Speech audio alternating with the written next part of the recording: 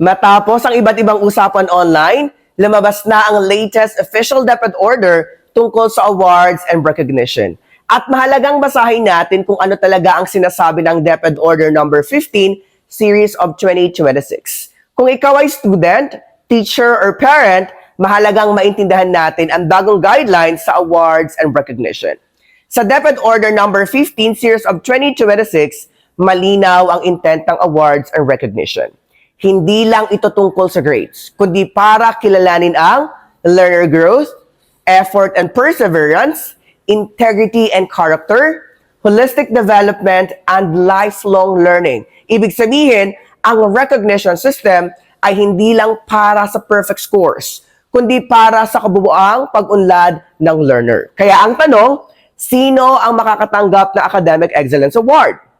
Ayon sa paragraph 75 ng DepEd Order number 15, Series of 2026, ang mga learners mula Key Stage 2 hanggang Key Stage 4 or Grades 4 to 12 ay maaaring makatanggap na Academic Excellence Award kung sila ay may general average na 90 o mas mataas, walang final grade na mas mababa sa 80, walang disciplinary or derogatory record sa buong school year. Ibig sabihin, ang qualification ay nakabatay sa consistent performance, hindi lang sa isang subject o isang grading period. Isa sa malagang pagbabago sa system, ang listahan ng awardees ay inayos ng alphabetical order.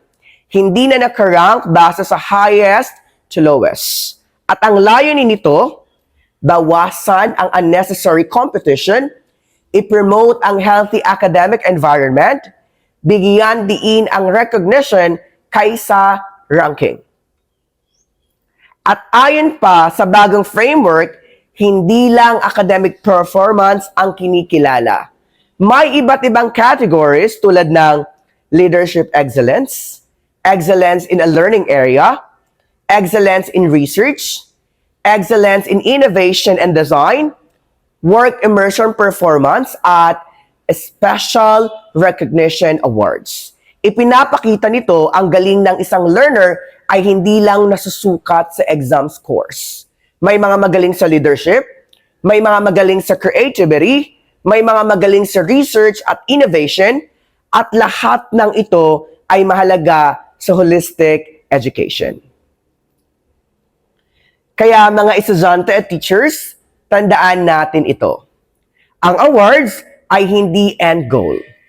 Isa lang itong recognition ng progress at effort. Mahalaga pa rin na meron